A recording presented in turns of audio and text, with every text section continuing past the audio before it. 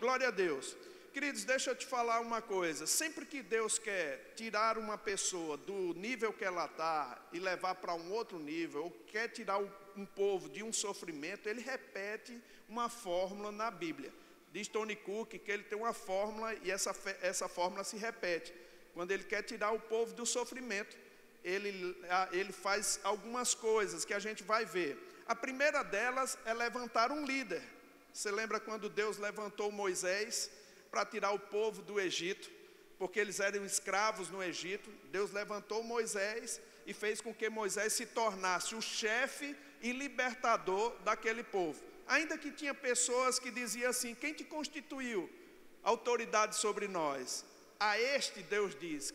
A quem se dizia, quem te constituiu, Deus fez ele chefe e libertador. Diga: chefe e libertador. Então a primeira coisa que Deus faz quando Ele quer tirar uma pessoa de um tipo de pensamento, de escravidão, é levantar um líder sobre ele. Amém? A segunda coisa que Deus faz quando Ele vai levantar ou tirar o povo da servidão, da escravidão, é dar uma visão a esse líder. Ele levanta o líder, depois dá uma visão a esse líder. Irmão, se a gente não tiver uma visão, a gente não vai para canto nenhum. E eu vou te dizer, mesmo assim, às vezes a gente pensa que a visão que nós temos, muitas vezes precisa ser reparada, porque a visão que nós temos é muito medíocre. E Deus quer que você tenha uma visão grande. Deus tem uma visão para você como indivíduo, mas Deus tem uma visão também para você como coletividade. Você não pode estar desassociado a nenhuma dessas duas. Amém? Então Deus dá um líder, depois dá a esse líder uma visão. Se você se soma com essa visão, eu vou te dizer, Deus vai começar a mexer contigo, trabalhar contigo e te abençoar para favorecer um ambiente onde Deus quer tratar com o povo na sua coletividade. Amém? Então, primeira coisa, levanta um líder, depois dá uma visão a esse líder, e depois dessa segundo ponto, irmãos, diz Tony Cook que o líder entra em desespero, porque o que Deus dá para ele é maior do que o que ele tem no bolso. O terceiro ponto é entrar em desespero. Quando eu vi aqui esse prédio, eu disse, graças a Deus, que eu não vim no dia que Fábio e o pastor Giacomo estavam aqui para ver o prédio, porque eu ia dizer, misericórdia, esquece isso. Mas, irmãos, você vê como uma visão coloca as pessoas em ação. O que vocês fizeram já, irmãos, com poucas pessoas aqui, já é dado de exemplo a muitas igrejas centenárias que tem por aí. Vocês estão de parabéns. Diga para seu vizinho, você está de parabéns. Amém? Às vezes a gente fica meio desesperado, como é que vai fazer? Não sabemos, porque Deus é um Deus de milagres. Amém? De repente, como eu chego aqui, de repentemente, você não pode nem merecer, mas de repentemente eu te dou um presente, é assim com Deus. Às vezes a gente se sente que não merece, mas Deus foi com a tua cara, então recebe o presente que Ele quer te dar. Amém? Quarto ponto, irmãos, depois que Deus quer tirar uma pessoa da situação que ela está, levanta o líder, dá uma visão a esse líder entra em desespero, porque é maior do que o que ele tem no bolso. O quarto ponto chama-se, ele concede a esse líder uma equipe eficaz, que favorece a visão que ele está dando. Sabe, queridos, eu tenho por mim que vocês são essa equipe que Deus está levantando. E a equipe, ela vai se preparando ao longo da jornada. Daqui a 1 ano, daqui a 2 anos, você vai ver, se você não abandonar aquilo que Deus está propondo para você, querido, você vai ver como sua vida vai estar. Eu me lembro quando eu me converti, que eu me encontrei com o pastor Bud, que ele dizia que a visão era grande. Nós íamos abrir muitas igrejas, muitas escolas. Irmãos, hoje nós temos 380 igrejas.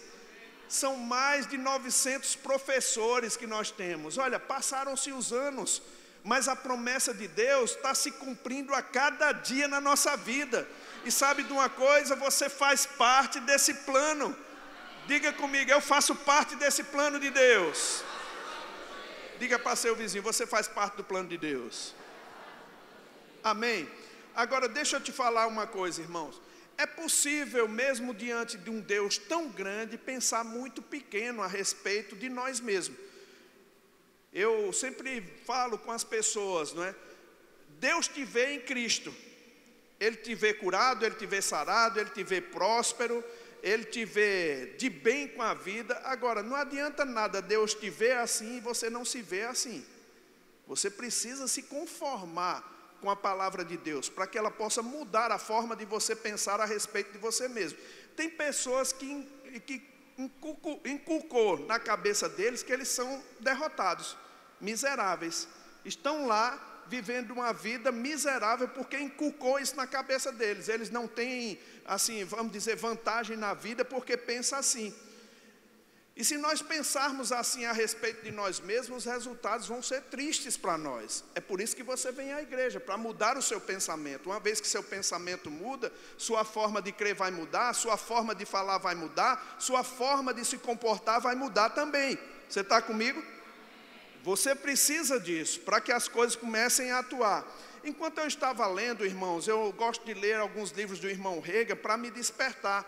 Porque é possível, diante de algumas situações, a gente pensar tão pequeno a respeito de nós mesmos, que a gente fica intimidado com as situações que vêm sobre nós.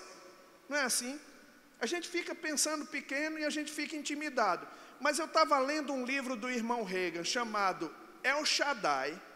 Eu fiquei impressionado com esse livro. É um livreto pequeno, talvez na livraria aqui tenha esse livro. E depois você pode pegar. É tão barato para construir alguma coisa sobre a sua vida. Eu comecei a ver que quando Deus apresentou-se para Abraão, lá no capítulo 17, no versículo 1, a Bíblia diz que Deus apresentou-se a Abraão como Deus Todo-Poderoso. Essa palavra Todo-Poderoso, no original grego, hebraico, quer dizer El Shaddai, o Deus mais do que suficiente. Veja, irmãos, Deus se apresentou para Abraão como Deus mais do que suficiente. Ele é mais do que você precisa. Ele transborda. Agora, você precisa crer nele. Quando Deus fez a promessa a Abraão, Abraão tinha 75 anos. Quando Deus cumpriu essa promessa a Abraão, Abraão tinha 99 anos. Sara engravidou. No 100º ano, irmãos, ele concebeu um filho. Agora, veja lá em Gênesis, capítulo 17, versículo 1 e 2. Queria que você abrisse lá bem rapidinho. Quando a Bíblia diz, em Gênesis capítulo 17, 1 e 2, quando atingiu Abraão a idade de 99 anos, apareceu-lhe o Senhor e disse-lhe: eu sou o Senhor, eu sou o Deus Todo-Poderoso. Diga Todo-Poderoso. Diga, Ele é o El Shaddai. Anda na minha presença e ser perfeito. Farei uma aliança entre mim e ti, e te multiplicarei extraordinariamente. Veja, queridos, Deus se apresentou a Abraão e disse a Abraão, quando ele tinha 99 anos de idade: eu sou o Deus Todo-Poderoso, ou em outras palavras, eu sou Deus mais do que suficiente. E ele disse: anda na minha presença e ser perfeito. O que Deus estava querendo dizer com isso, irmãos? Ande consciente da minha presença e você amadurecerá. O que vem a ser estar consciente da presença de Deus? Irmãos, quando você está consciente da palavra de Deus, você está consciente de Deus, porque a palavra de Deus e Ele é a mesma coisa. Amém? As pessoas dizem assim: mas eu gostaria que quando eu viver naquele tempo onde Jesus estava presente fisicamente aqui, eu receberia meu milagre. Sabe que não é assim, irmãos? Tem ocasiões que a Bíblia mostra para nós que algumas pessoas andaram atrás de Jesus, tocaram em Jesus, mas não receberam nada. Lembra daquela mulher do fluxo de sangue? A Bíblia diz que muitos apertavam Jesus, tocavam em Jesus, mas ela tocou de uma maneira diferente. E veja que não foi Jesus que fez aquele milagre, foi a mulher que recebeu pela atitude dela, pela disposição dela. O que quer dizer isso, irmãos? É que eu preciso ter uma atitude para com a palavra, porque se Jesus e a palavra são um, você precisa ter uma atitude correta para com a palavra. E como é ter uma atitude correta? É estar consciente dessa palavra. Qual a área que o diabo tem assolado sua vida? Ou de alguma forma tem resistido a você?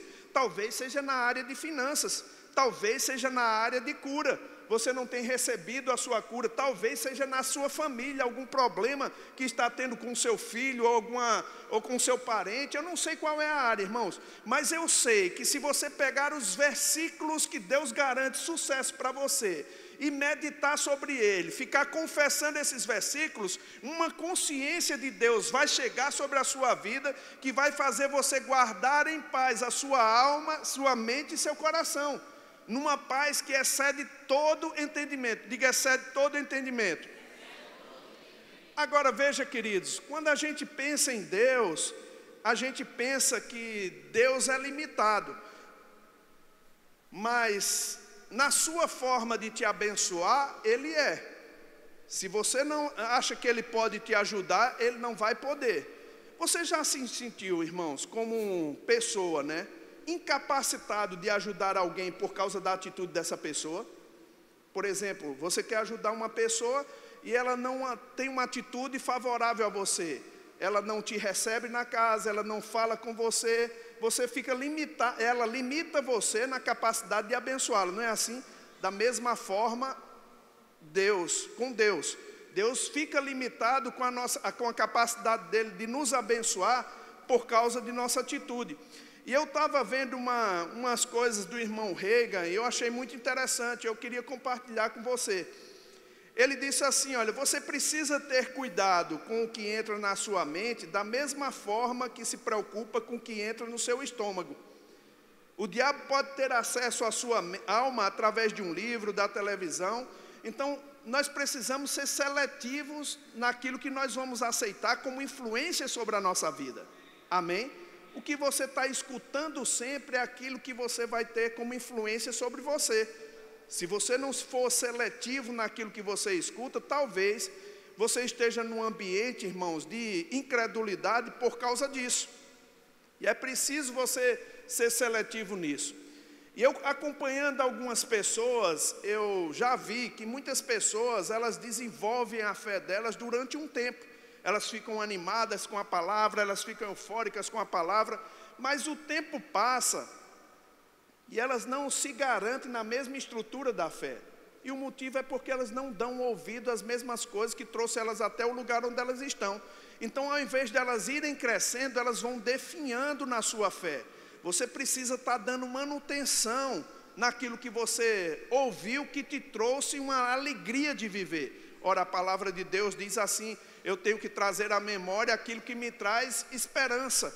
Sabe, trazer a memória, trazer os versículos da Bíblia, trazer aqueles ensinamentos que trouxe você até aqui.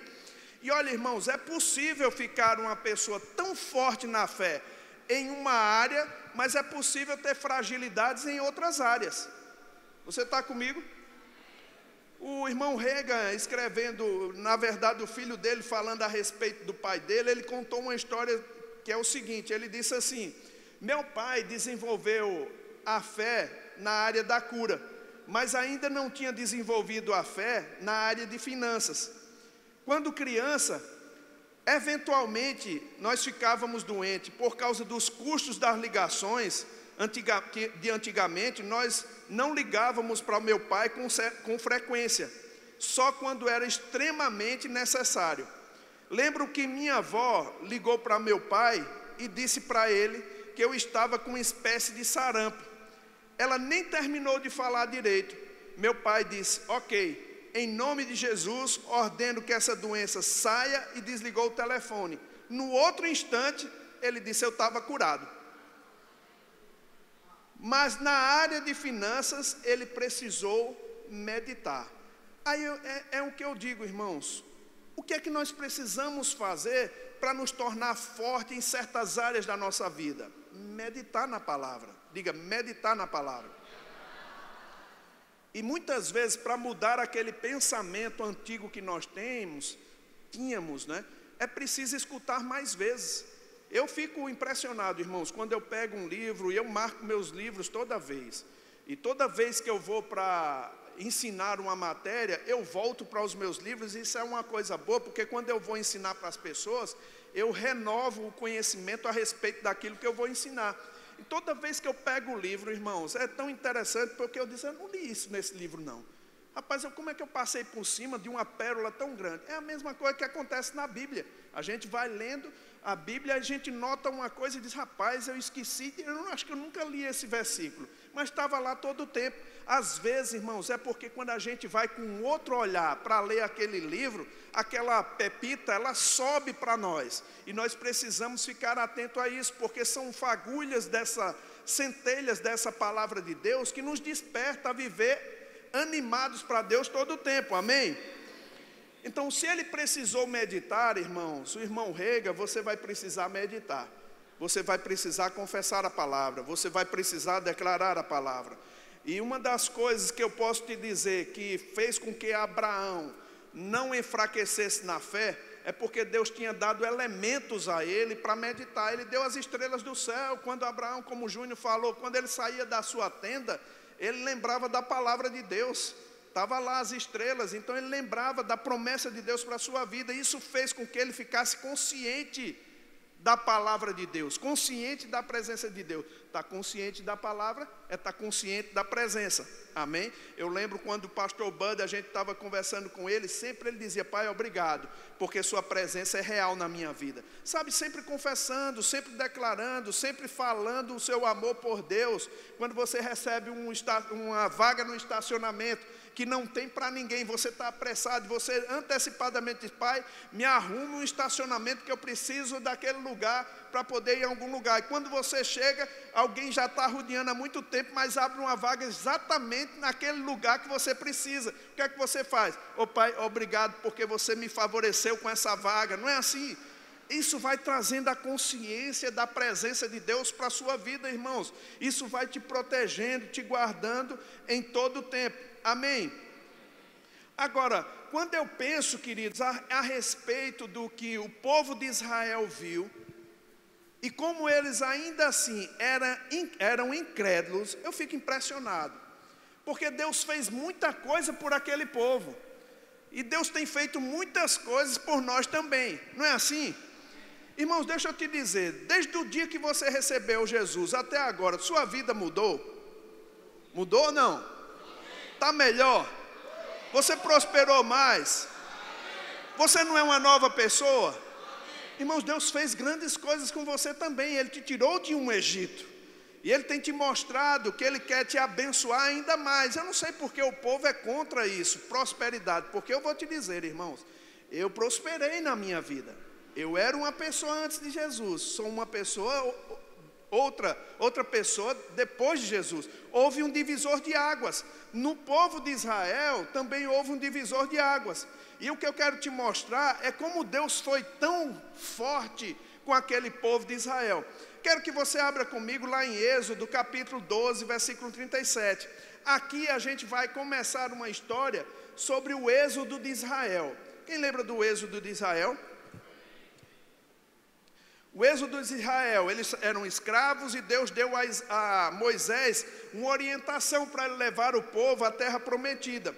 Agora veja, irmãos, no capítulo 12, versículo 37, diz assim: assim partiram os filhos de Israel de Ramsés para Sucote, cerca de 600 mil a pé, somente homens, sem contar mulheres nem crianças. Subiu também com eles um misto de gente, ovelhas, gado e muitíssimos animais. Quero que você pare aqui e você me escute agora, porque eu vou ler numa outra versão chamada King James. Ele diz assim no versículo 37, os israelitas partiram de Ramsés para Sucote, havia cerca de 600 mil homens a pé, além de mulheres e crianças.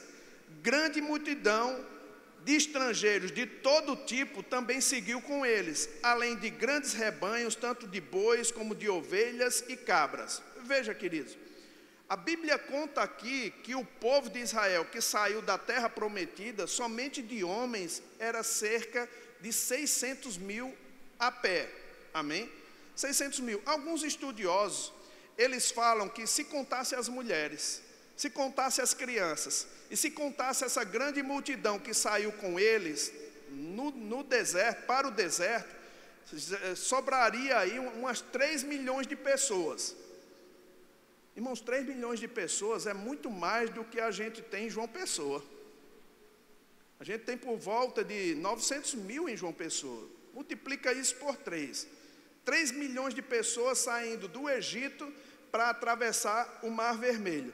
Agora veja, querido, é impressionante como Deus fez e como Deus é. Deus é o El Shaddai. Você pensa que Moisés calculou quantas pessoas iriam com ele e quanto ele precisaria de comida, quanto ele precisaria de bebida? Ele fez o cálculo bem direitinho para ver se tinha supermercado suficiente para esse povo lá no deserto. Mas Moisés não fez esse cálculo não. Moisés tinha uma visão grande e a dependência de Moisés era somente nele. Moisés tinha experimentado no monte, irmãos, coisas com Deus, na sarça, coisas com Deus impressionantes, e que gerou uma confiança de que Deus ia fazer exatamente o que ele prometeu. Agora veja, queridos, essa travessia é interessante, e eu queria que os irmãos colocassem uma foto aqui, para você ver o que é o Mar Vermelho. Eles cruzaram o Mar Vermelho, diz a Bíblia, em uma noite. Se eles caminharam na parte mais estreita do mar, em fila dupla, essa fila teria 496 quilômetros. Como é que eles poderiam passar numa noite só? Eu acho que os meninos não estão conseguindo, mas uma noite só, 496 quilômetros, eles não teriam passado no Mar Vermelho. O Mar Vermelho, irmãos, é uma extensão gigantesca. Eu coloquei umas fotos para você ver, tanto foto de satélite, como uma foto como um mapa. E é tão interessante, é gigantesco. Se eles passaram, eu acho que não vai dar, Fábio, fica tranquilo. Vai dar? Amém. Então, se eles passaram na parte mais estreita do mar, ou seja, possivelmente para fazer isso, eles precisariam, se fosse 900 de fila dupla, 996 quilômetros, eles teriam passado pelo Mar Vermelho em 35 noites para poder cruzá-los.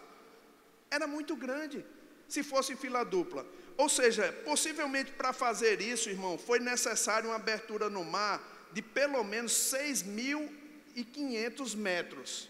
Ou seja, 6,5 quilômetros, para eles poderem passar pelo mar, e 5.000 lado a lado. Imagina a abertura que deu. Moisés chega diante daquele mar, o mar estava lá, e quando Moisés viu o mar, o faraó vinha atrás dele, e os montes dos dois lados, era uma encurralada, não tinha jeito de passar. Irmãos, quer que eu te diga o que é que Moisés fez? Clamou a Deus. Ele disse: Moisés, por que clamas a mim? Manda o povo marchar. Olha aí o tamanho do mar, irmãos. O Mar Vermelho. Passa outra foto, por favor.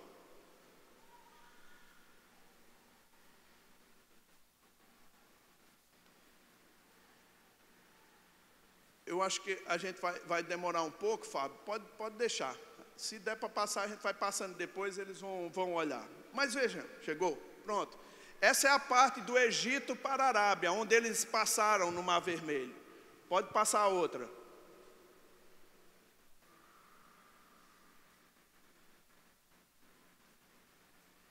Eles tinham que passar por esse lugar aí.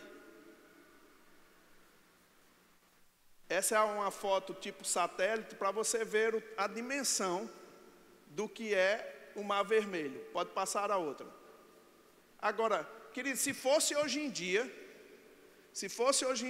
passando pelo Mar Vermelho, do jeito que as pessoas estão, eu acho que eles durariam muito mais de 35 dias, porque cada um ia querer tirar um selfie, né, no mar.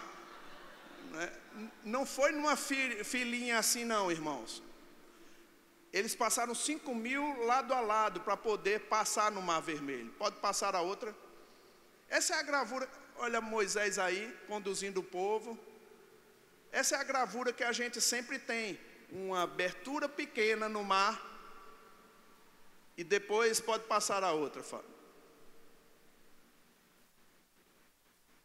Depois, se fosse hoje em dia, era essa foto aqui que eu queria mostrar no final para você ver. Pode passar a outra, mais outra.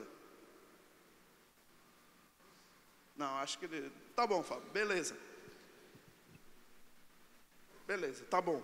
Já deu para você ver. Serão 5 fotos, beleza.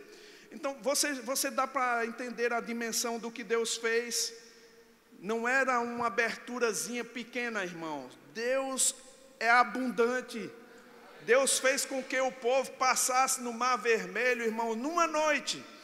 Agora, o irmão Reagan diz que algumas pessoas se tornam estudiosas somente para ficar um grande idiota. Alguns estudiosos dizem que naquele tempo houve uma grande seca e o mar ficou com 2 palmos de água e eles passaram pelo mar por causa dessa grande seca. Aí o irmão Reagan diz uma coisa interessante: se é verdade o que eles estão dizendo, é um milagre ainda maior, porque diz a Bíblia que eles passaram nessas 2 palmos de água e os carros e cavaleiros de Faraó se afogaram em 2 palmos de água. Sabe, queridos, você não precisa estudar para ficar um grande incrédulo. Você precisa confiar na Bíblia. A Bíblia diz que eles passaram numa noite e a pé seco. Amém?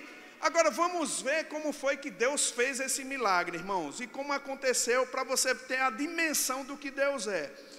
A ONU, Organizações das Nações Unidas, diz que cada pessoa necessita de 110 litros de água por dia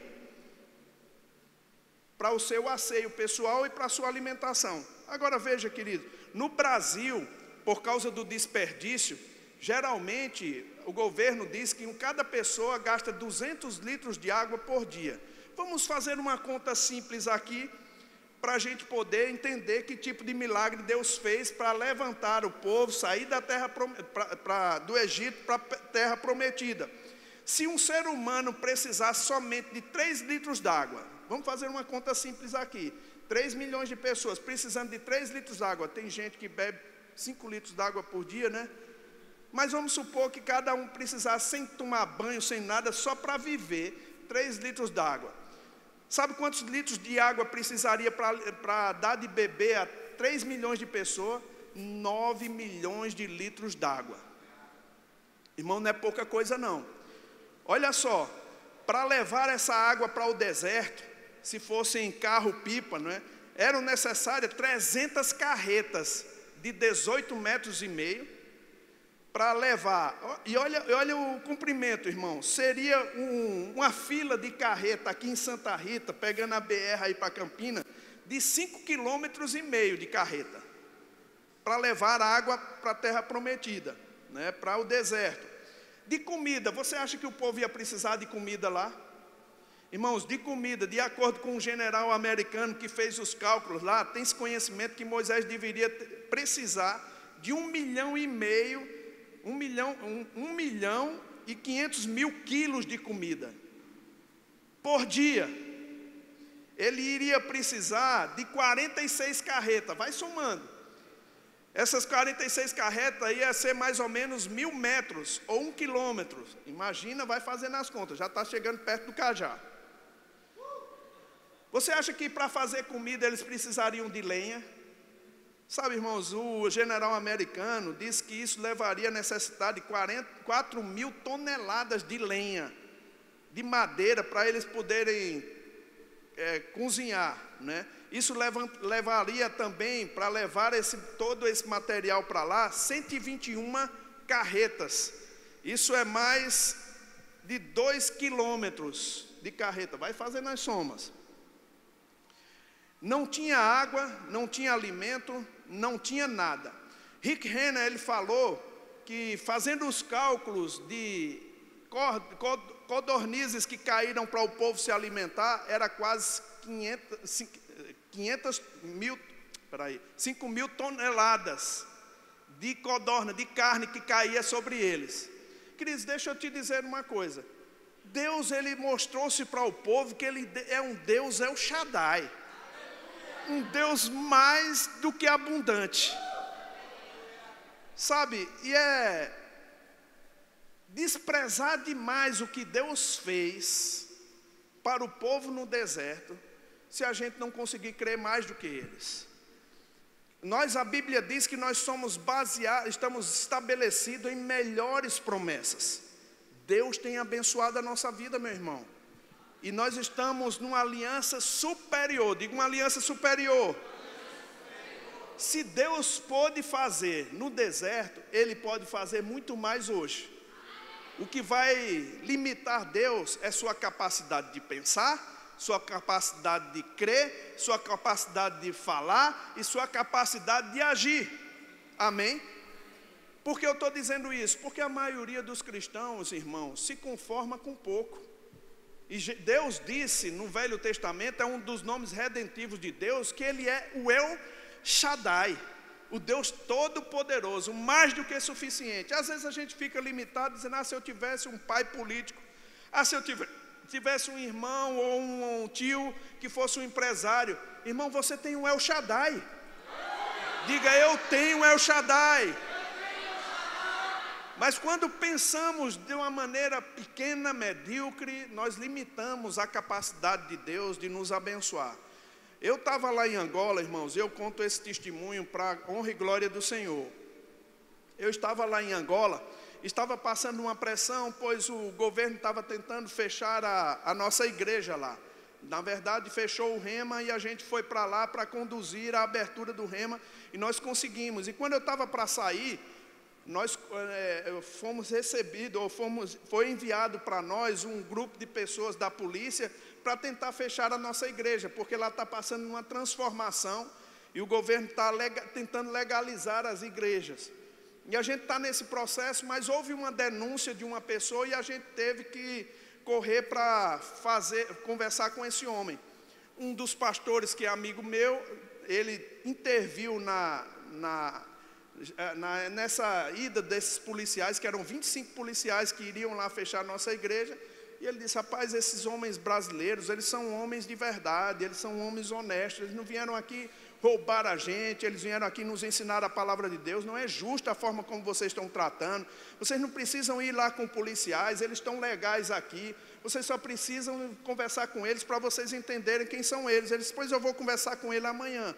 E nós fomos para uma reunião com ele. Para isso eu tive que desmarcar a minha viagem para o Brasil. Eu tive que mudar a minha passagem. Eu já estava lá, irmãos, há 29 dias.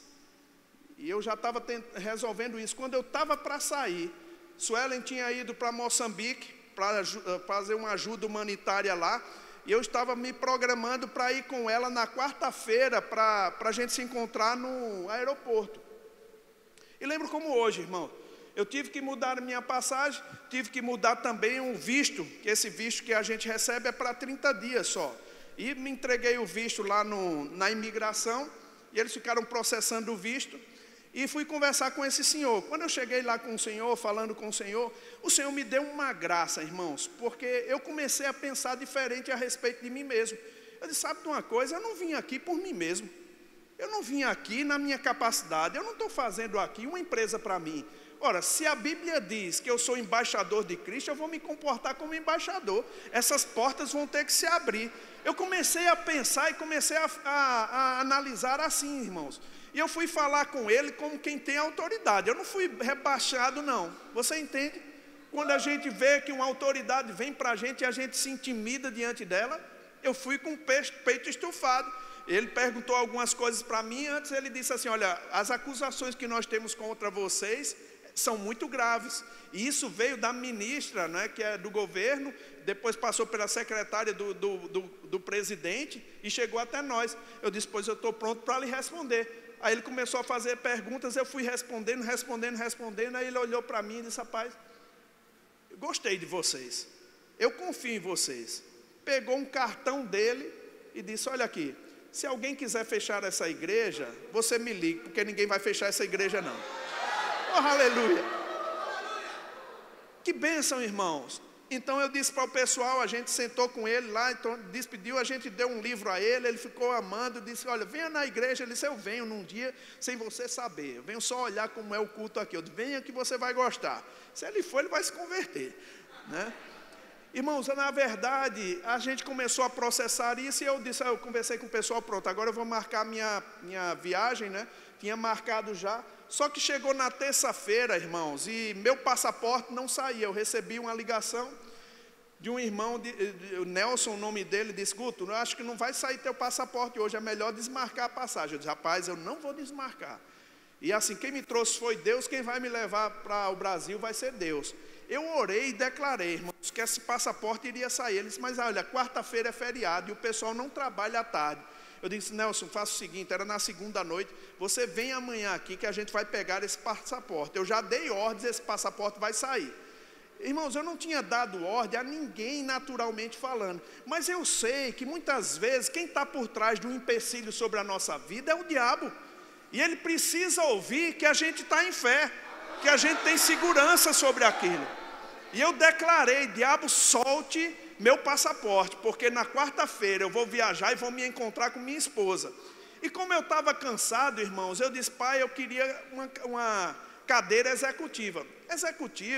Uma cadeira executiva é bom, porque você vem deitado todo, né, no avião. Na parte da frente você vem deitado. E é muito caro, irmãos. Eu não pagaria por uma cadeira executiva, porque custa muito, quase 3 vezes o valor da passagem normal. E eu tinha comprado a passagem normal, só para chegar lá. E sabe, queridos, eu disse, Nelson, vamos lá. E nós fomos para o consulado, né, para pegar, na verdade, para a imigração, para pegar. E ele disse, mas eu tentei falar com o rapaz e ele não está. Nelson, ligue para ele, diga que a gente vai para lá. Ele disse, mas não estão encontrando seu passaporte. Eu digo, não importa, ele vai encontrar quando a gente chegar lá. Irmãos, quando a gente chegou na imigração, no lugar, estava o despachante da gente esperando a gente com meu passaporte na mão. Ele me entregou o meu passaporte. E eu disse, está vendo aí como Deus é fiel? Sabe, queridos, você precisa aprender a ter essas experiências com Deus. Mas como você vai ter essas experiências se você fica intimidado e não sabe lidar com o mundo espiritual? Você precisa ter uma voz de comando. Você precisa crer nessa escritura, saber que Deus é o El Shaddai e que Ele vai abrir as portas para você passar largamente, favorecendo a sua vida. Irmãos, eu vou te dizer, quando a gente pensa a respeito de nós mesmos, de uma forma medíocre, é isso que a gente vai ter. É assim como a gente vai falar, é assim como a gente vai se comportar. Você tem que se tomar cuidado para renovar a sua mente e pensar conforme Deus. É por isso que nas nossas igrejas a gente sempre fala, eu sou o que a Bíblia diz que eu sou, eu tenho o que a Bíblia diz que eu tenho, e eu posso fazer o que a Bíblia diz que eu posso fazer. Irmão, se alguém chegar para você e disser que você não tem condição de enfrentar, não tem condição de fazer, você precisa se voltar para a palavra. É ter essa consciência da palavra que te garante sucesso naquilo que você vai fazer. E eu tive uma figura tão interessante, irmãos. O Nelson e o irmão que estava comigo, esse irmão, ele tem quase perto de 2 metros de altura, é bem alto e bem forte, é desenvolvido, malhado. E nós estávamos no carro, eu estava atrás no carro. Quando a gente saiu daquele lugar de imigração, veio um carro desgovernado e bateu no nosso carro atrás. Eu disse, mas rapaz, que coisa, bateu que eu fui para frente. E o irmão, era o carro do irmão, ele estava no banco do passageiro.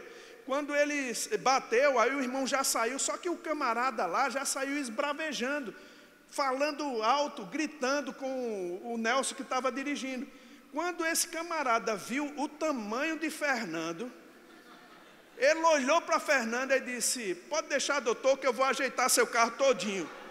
Fernando nem falou nada com ele, irmão, só viu o tamanho dele.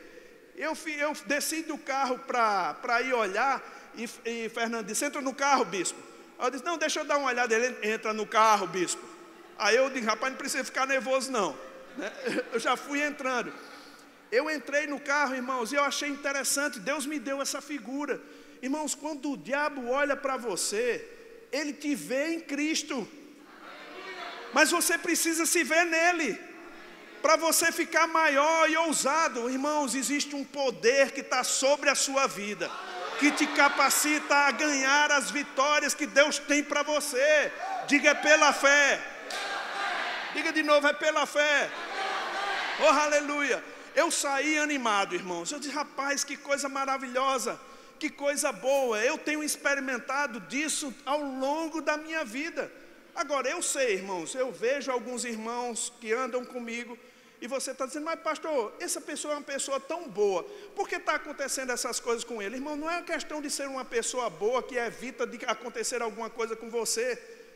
Não é uma questão de ser uma pessoa má também. As coisas ruins vêm sobre os bons. e sobre os maus. Mas aquele que está permanente na rocha da palavra, ele se levanta, ele vai à frente. Amém? E você precisa crer nessa palavra, para que Deus possa alargar o caminho da sua vitória. E sabe, queridos, eu me encontrei com minha esposa, ela estava vindo de Moçambique, e eu disse para ela no saguão do aeroporto, eu disse, Suelen, eu disse para ela, eu penso que eu estou com impressão de que eu vou na classe executiva. A minha classe era econômica.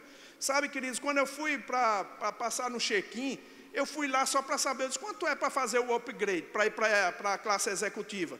Ela disse, R$8.000. Eu disse, rapaz, R$8.000, não dou nada, R$8.000. Aí eu disse, não, vamos lá. Mas eu estava com aquela impressão, alguém vai fazer alguma coisa por mim. E sabe, meu irmão, eu cheguei, eu disse, olha, eu creio que eu vou na executiva. Ela disse, mas alguém pagou para tu? Eu disse, não, mas eu creio que eu vou. E quando eu fui passando lá, o rapaz me pegou, olhou meu nome, aí fez assim, seu Luiz Augusto olhou para mim e disse, rasgou a minha passagem e me deu outra. Aí me deu com o nome executiva. Aí eu ri, aí ela disse, como foi isso? Eu disse, não sei, e eu não recebi não, eu disse, tu tem que crer mais. Irmãos, eu vou te dizer, essa pessoa que me deu, ela me deu porque sabia que eu ia viajar. Eu estava pregando um dia e ela chegou para mim e disse assim, pastor, o senhor vai quarta-feira para o Brasil? Eu disse, Ela disse, eu vou também para o Brasil na quarta-feira. Eu digo, então tá bom, a gente se encontra no aeroporto. Pronto, a conversa foi simples assim. Quando eu cheguei lá, aquela impressão, eu creio que eu vou receber uma passagem executiva. E essa pessoa me deu. Só que quando eu fui para dentro do avião, irmãos, eu não ia deixar a Suelen naquela cadeira pequena e eu ir na executiva, afinal de contas ela já tinha vindo de Moçambique, estava cansada. Eu digo, não, você vai para aquela cadeira, uma cadeira maior, confortável, um atendimento melhor. Aí eu disse, você fica. Eu fui levar ela, coloquei ela na executiva, ela disse, não, fica aqui, tem uma cadeira vaga aqui. Eu disse, não, eu não vou, porque eu não paguei por ela, era bem mais caro, eu não paguei, eu fico onde você estava. Quando eu fui falar, para ficar onde ela estava, irmão, tinha um gordinho lá, na cadeira do meio, que ele tomava metade da minha. Eu tinha que viajar assim, ó. Aí quando eu deixei ela lá, que eu ia saindo, eu procurei uma outra cadeira que estava vazia, mas sabe daquelas coisas que você fica esperando, aí de repente não está mais ninguém, vai entrar, e de repente entra uma pessoa e vai logo para aquela cadeira que você estava esperando, pronto. Aí chegou a pessoa, o senhor está aí? Eu disse, não, estou ali. Eu não queria ir lá para onde estava o gordinho, porque eu sabia que ia ser difícil. Mas, queridos, deixa eu te dizer, quando eu ia saindo de lá, ia procurar na minha cadeira, eu encontrei com aquela senhora que falou comigo, pastor, o senhor vai? Eu disse, vou. Aí ela disse, pastor, o senhor já encontrou o seu lugar? Aí eu disse, já. Aí eu disse, foi a senhora que me deu a passagem? Ela disse, foi Deus.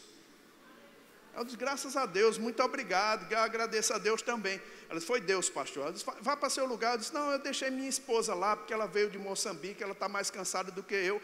Aí ela disse, você está onde, pastor? Eu disse, estou naquela cadeira ali. Quando ela viu que o gordinho tomava quase a minha cadeira, ela disse, não, pastor, peraí. Foi lá e disse, conversou, eu entrei na minha cadeira, aí sentei lá perto do gordinho, aí Suelen disse, ei Guto, vem para cá, chegou um senhor aqui, ele disse que já estava sentado lá na econômica, ele olhou para a cadeira e disse, olha, por que me tiraram dali e me mandaram para cá? Aí ele, não sei, o senhor tem que vir para cá. Esse senhor chegou, será que não era para tu? Eu digo, aí eu não sei não vou reclamar que eu não sei. Né? Aí a senhora passa novamente por mim, aí olha, eu estava perto do gordinho lá, aí ele fez, ô pastor, o senhor não foi para a cadeira executiva não? Eu disse, não, ninguém me chamou não. Aí disse, um momentinho. Aí foi lá de novo, me pegou, disse, venha comigo. Me levou, disse, senhor, passe para outra cadeira que o marido dela vem para cá. Aí eu me sentei na executiva. Irmão, deixa eu te dizer uma coisa. Isso só pode ter sido Deus. Quando você vai num avião assim, irmão, não se muda de classe. É caro para mudar. Essa senhora mudou para mim a classe, me deu mais uma outra passagem e deu uma passagem para aquele senhor que estava. Olha mesmo o que Deus fez. Ele me deu uma passagem, deu para minha esposa, deu para o senhor que estava lá na outra classe, foi para frente, e ainda deu 2 cadeiras para o gordinho chegar no Brasil bem confortável. O que eu quero dizer com isso, irmãos, é que quando Deus vai com a tua cara, Deus quer te abençoar, Ele abençoa quem está ao teu redor, meu irmão. Deus é o El Shaddai. Diga, meu Deus é o El Shaddai. Diga de novo, meu Deus é o El Shaddai. Irmão, quando a gente pensa assim, as coisas mudam de figura sobre a nossa vida. Amém? A gente começa a se comportar de uma maneira diferente. Não deixe o diabo lhe rebaixar. Ah, mas você não sabe onde eu nasci. Não importa, irmãos. Não importa. Não é por causa do seu QI. Não é por causa da sua inteligência. Não é por causa de você ser bonito, magro ou gordo. Não, não tem nada a ver. É por causa da sua fé. Quando você crê na palavra, Deus começa a agir sobre a sua vida, meu irmão. E eu creio que vai começar coisas novas na sua vida a partir de agora. É pela fé, diga, é pela fé. Sabe, queridos, eu costumo chamar a existência aquilo que não existe na minha vida. Eu não vou ficar como um passageiro olhando somente as circunstâncias passar. Não, irmãos, eu sou filho de Deus. Diga, eu sou filho de Deus. Como filho de Deus nós temos direitos, irmãos. Eu vou te dizer, você pode dizer, mas pastor, essas situações que estão no Brasil acontecem com a vida de todo mundo. Epa, pera lá, você não é todo mundo. Você é filho de Deus. E você tem que pensar assim. Você tem que agir assim. Não seja como aqueles incrédulos que voltaram da terra prometida, irmãos, trazendo um relatório infamante, né? Eles difamaram a terra. Eles falaram que Deus não podia levá-los à terra prometida, mesmo tendo experimentado todas as bênçãos de Deus, todos os milagres de Deus. Eles não mudaram a atitude deles para com Deus. Sabe, irmãos, quando a gente pensa naqueles 12 espias que foram para a terra prometida, você lembra do nome de qual deles? De 2 somente, né? De quem? Josué e Caleb, né? Por que você não lembra dos outros 10? É porque a incredulidade não faz diferença nenhuma, irmãos. Mas fé faz. Smith Wigglesworth diz que Deus passa por cima de milhões de pessoas para atender, para atingir, para abençoar aquele que crê. Tem alguém que crê aqui? Oh, aleluia! Diga pela fé.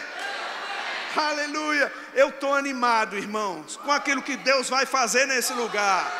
Eu chamo a existência, irmãos, um lugar bem maior para 2.000 pessoas. Eu chamo a existência, irmãos, os ar-condicionados. Eu chamo a existência os projetores de LED. Eu chamo a existência o carpete nesse lugar. Eu chamo a existência emprego chegando nesse lugar. Eu chamo a existência, irmão, você andando de bem com a vida pela fé. Oh, aleluia, diga pela fé. Aleluia. O grande problema das pessoas, irmãos, elas dizerem assim, rapaz, eu não acredito muito nisso não. Eu não acredito. Irmão, você já chegou tarde, porque a gente viu isso funcionando em Campina Grande. Quantas vezes o pastor Bud dizia, pela fé eu vejo, pela fé eu vejo, pela fé eu vejo. Sabe, irmãos, aquele que crê chama a existência as coisas que não existem. E é pela fé. Você precisa disso. E olha, eu vou te dizer, você vendo as transformações nessa igreja, você pode entender que Deus vai começar a transformar a sua vida também. Amém? Portas de oportunidades vão se abrir para você, meu irmão. Portas de oportunidade, promoções, dinheiro chegando de maneira inesperada, de repente, coisas que precisam ser pagas, sendo pagas. Conexões divinas, pela fé, oh aleluia, amém, amém, pela fé, os de repente de Deus. O que eu fico alegre com essas coisas, irmãos, não é nem com as coisas que eu recebo quando eu estou declarando, é com a resposta de Deus. Isso me torna mais confiante, mais forte, mais ousado, quando eu vejo que eu posso inspirar outras pessoas também.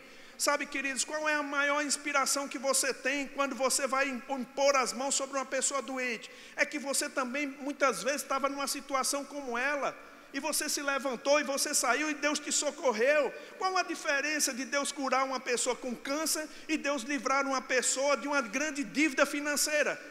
Nenhuma. O poder de Deus se manifesta segundo a necessidade que a gente tem. Irmão, não limite Deus na sua capacidade de atuar sobre a sua vida. Amém. Tem um livro do irmão Rega que eu acho maravilhoso. Ele diz assim: a porta da prisão está aberta. O que você está fazendo dentro dela? O que você está fazendo dentro dela? Eu lembro há muito tempo, irmãos, que alguém ensinou como treinar uma pulga. Você sabe como é que treina uma pulga? Você pode pegar uma pulga, irmão, de um cachorro, bota ela dentro de um recipiente assim, bota uma tampa de plástico. Ela vai, você sabe que pulga pula, né? Ela vai pular e bater na tampa, pular e bater na tampa, pular e bater na tampa, até perceber que se ela bater mais, ela vai quebrar a cabeça dela. Aí ela vai pular até antes de chegar na tampa. Quando chegar assim, você pode tirar, que ela não sai mais. O que é que quer dizer com isso? Ela ficou condicionada. Ela não sai mais. Irmão, tem muita gente condicionada na sua mentalidade de pensar e condicionando sua mentalidade de crer, como se estivesse dentro de uma prisão. Irmão, Cristo Jesus te libertou. Aleluia! Ele te libertou. E Ele quer fazer de você um referencial. Ele quer mostrar para o povo de Santa Rita que existe um Deus que é o El Shaddai. O Deus mais do que suficiente. Diga, meu Deus é o El Shaddai. Por que esse tipo de mensagem coloca tanta raiva em pessoas que não acreditam?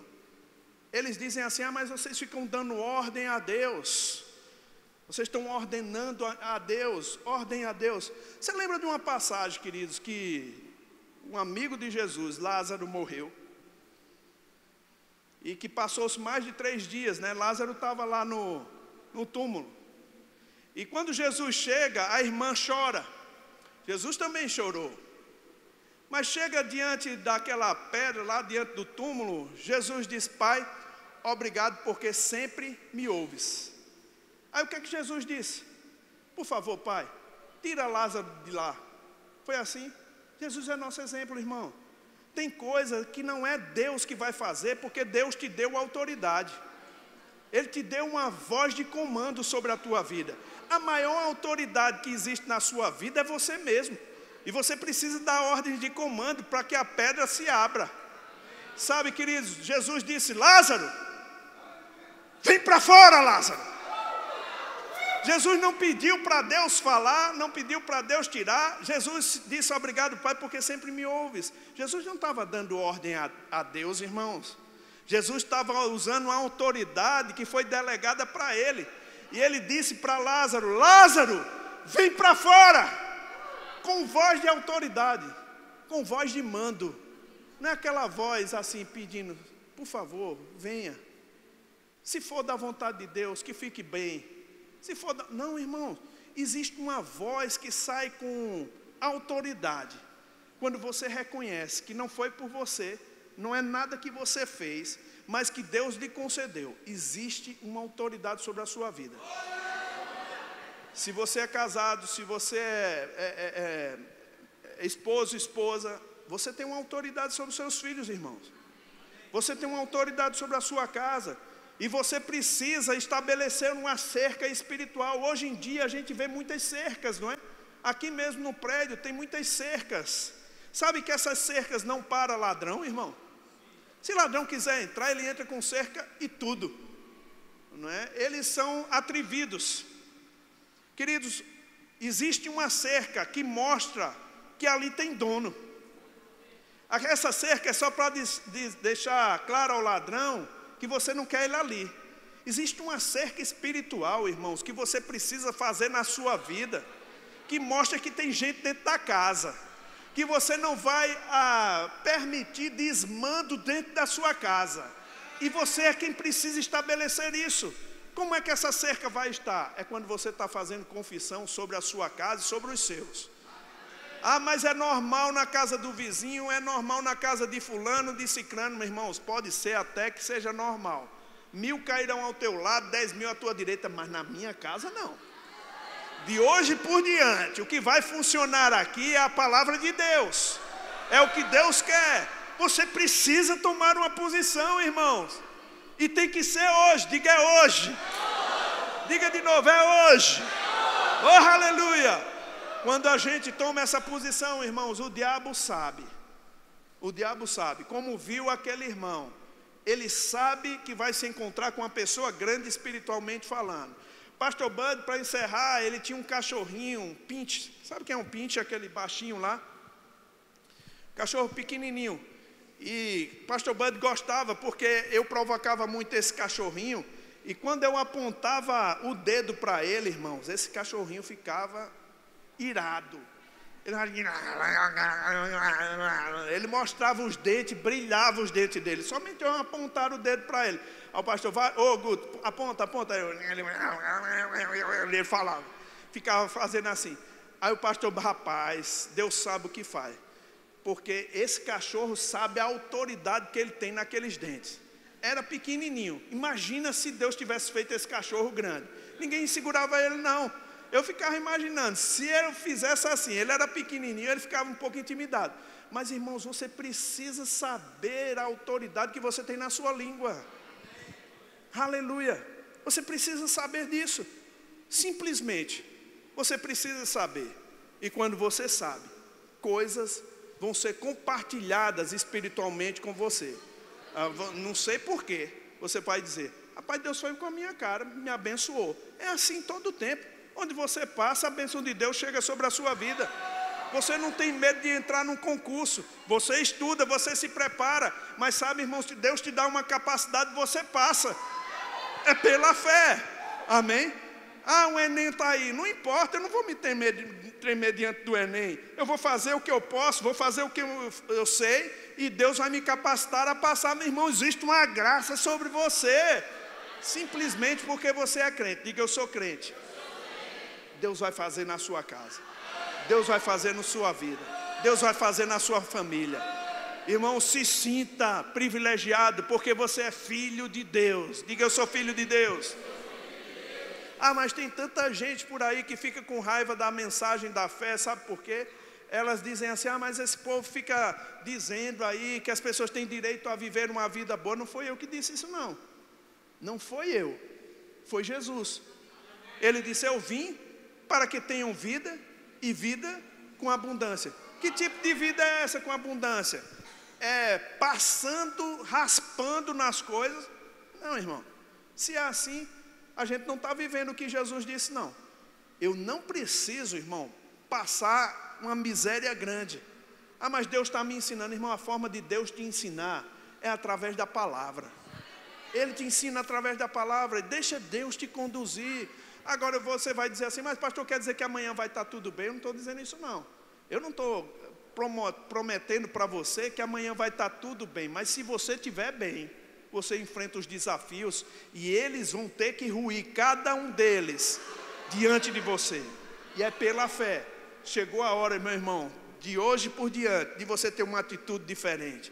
Quando você enfrentar o problema, ao invés de você ficar cabisbaixo, chorando, resmungando, não, irmão. Você se levanta em fé e começa a declarar. Eu vou encerrar com esse versículo. Abre comigo lá no Salmos 118, por favor. Salmo 118. Eu já passei do tempo, pastor, mas eu demoro muito a vir aqui. Então... Salmo 118, espera aí.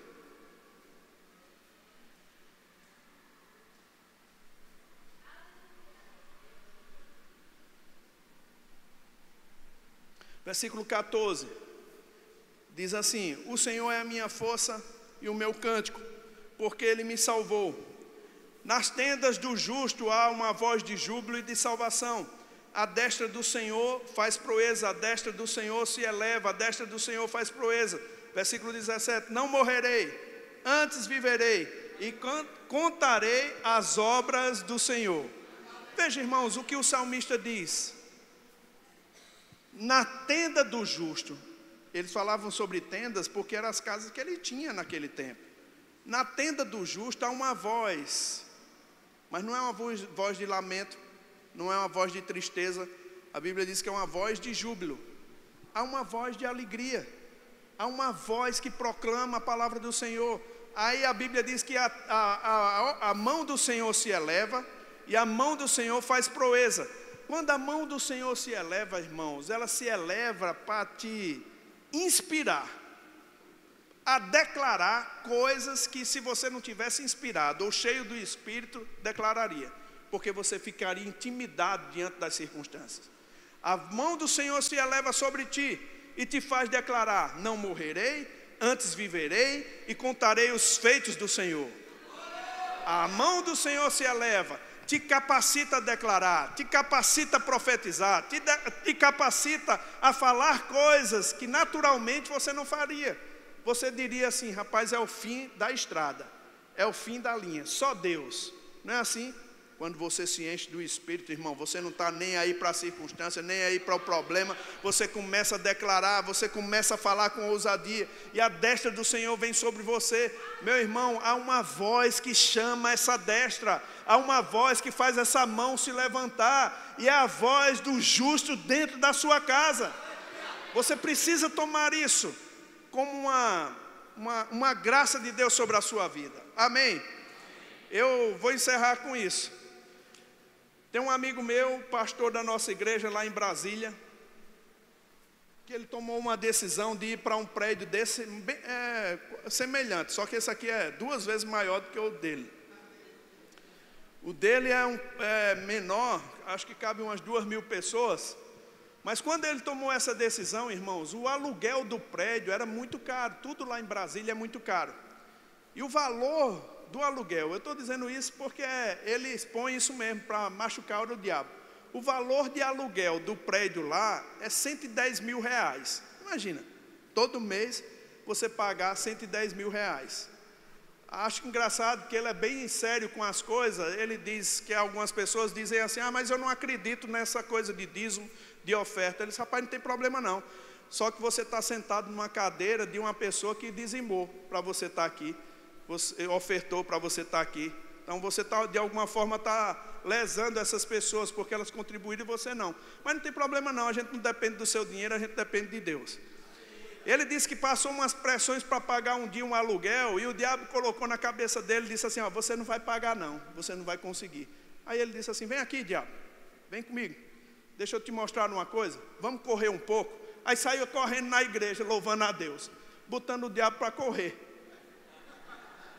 enquanto ele falava a palavra de Deus. Sabe, irmãos, não tem faltado para ele, porque ele tem botado o diabo para correr. Queridos, eu não sei de você, mas você precisa botar o diabo para correr. E é aquele pensamento sorrateiro que vem te mostrando que você não vai ter condições, que não vai ter jeito. Bota ele para correr. Vem aqui, diabo, deixa eu te mostrar como é que vai acontecer. Você não explica milagre, você experimenta. Deus está pronto para fazer um milagre na sua vida, meu irmão. E você precisa celebrar. Mas pastor, é difícil, irmão. Muda essa cantiga, diga: é fácil com Deus. Com Deus eu tudo posso naquele que me fortalece. Eu sou mais do que vencedor. Eu vou avançar, eu vou viver vitoriosamente. Diga: é pela fé. Quando você age assim, irmãos, as coisas mudam de figura. Amém? Aleluia. Eu quero um dia que você vá visitar lá Campina Grande, que você possa ir. O pastor Fábio vai fazer um jeito de levar a galera todinha lá um dia, para você visitar e você ver aquela igreja, e você diz: rapaz, como foi que eles construíram isso aqui? Pela fé, chamando a existência, pela fé. Como você está tendo, pastor, como é que você conseguiu ter essas coisas que você tem? Pela fé. Você não, porque você é pastor. Não, irmão, é porque eu sou crente. Crente recebe de Deus, crente é abençoado, crente sobre ele não vale encantamento, irmãos. Crente é vitorioso, é mais do que vencedor, crente é um de bem com a vida. Eu não ando resmungando, eu não ando murmurando, eu ando confessando o meu amor por Deus. Amém? Diga: é pela fé. Oh, aleluia. Você já está no ponto de receber seus milagres, irmão. Deus tem interesse sobre a sua vida, meu irmão, e começa hoje. Diga: começa hoje. Para aquele que não tinha emprego, Deus vai começar a trazer emprego. Para aquele que está precisando de uma promoção, promoção chegando para você. Chama a existência isso, e Deus vai se manifestar para você. Amém, queridos? Glória a Deus. Obrigado por me receber aqui desde ontem. Foi uma bênção para mim conhecer essa igreja. Se for me convidar mais, eu venho mais aqui, né? Irmãos, é muito bom estar aqui com vocês. É muito fácil ministrar para vocês. É muito fácil ver o que Deus está fazendo da vida de vocês. Muito obrigado pelo seu amor, pelo seu carinho, por causa da oferta que você dá aqui nesse lugar. Sabe, irmãos, que o que a gente quer é só deixar um ambiente digno de uma realeza como você. Você é embaixador de Cristo. Daqui a pouco a gente vai ver tudo isso. Uma igreja enorme aqui para receber o povo de Santa Rita, de João Pessoa, de Recife vindo para cá. Oh, aleluia! Sabe, daqui a pouco os eventos vão ficar tão grandes que pessoas do mundo inteiro vão vir para Santa Rita para ver a vontade de Deus acontecendo nesse lugar. Você crê nisso? Quando o pastor Bud dizia isso para nós, irmãos, a gente dizia, rapaz, isso é longe demais, porque a gente pensava pequeno. Sabe, hoje em dia a gente vê pessoas do mundo inteiro vindo para Campina Grande assistir um culto da gente. Vai acontecer aqui. Porque você é uma pessoa da fé. Diga, eu sou da fé. E quando a gente é da fé, a gente atrai o poder de Deus. Vai acontecer. Eu creio em milagres nesse lugar. Eu creio em salvação nesse lugar. Eu creio em cura nesse lugar. Tudo isso vai se manifestar nesses dias. Amém? Deus abençoe, pastor. Aleluia.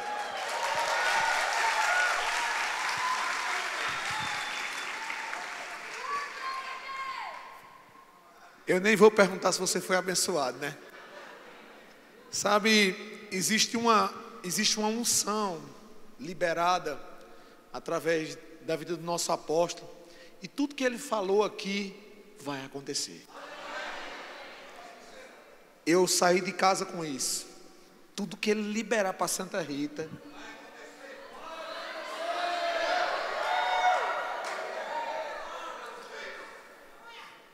Eu tenho dito aqui, vai chegar dias nesse lugar aqui que eu vou simplesmente dizer assim, Deus é bom e vocês vão ministrar.